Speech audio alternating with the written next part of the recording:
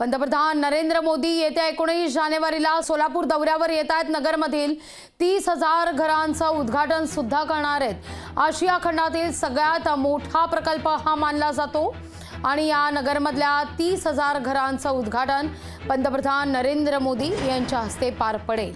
पंतप्रधान नरेंद्र मोदी येत्या 19 जानेवारीला सोलापूरमध्ये। या संदर्भात माजी आमदार नरसई आडम यांच्याशी संवाद साधलाय आमचे प्रतिनिधी वसीम अख्तर यांनी। देशाचे पंतप्रधान नरेंद्र मोदी साहेब जे ते 19 जानेवारीला सोलापूरच्या दौऱ्यावरती येत आहेत।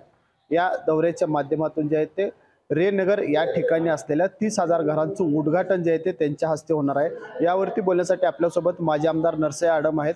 साहेब, कशा पद्धतीने मोदी साहेबांचा दौरा असेल, कशा पद्धतीने आपण तयारी केलेली आहे? असा आहे, हा अभूतपूर्व कार्यक्रम आहे। कामगार चळवळीच्या इतिहासामध्ये सुवर्णअक्षराने नोंदलेला आहे।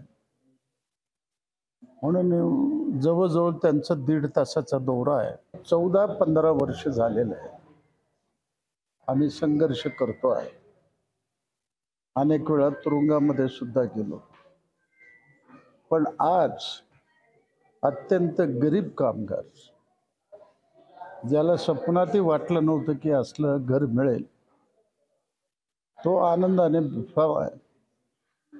तर अशा लोकांना घर मिळत आहे, यापेक्षा दुसरा आनंद कोणता होऊ शकेल? आणि ते देण्याकरता स्वतः पंतप्रधान त्या सोलापूरला येऊन रेनगरमध्ये प्रत्यक्ष 5 लाभार्थ्यांना चाव्या देणार आहेत। यापेक्षा मोठा योग कोणता असू शकेल? म्हणून कामगार अत्यंत आनंदी आहे।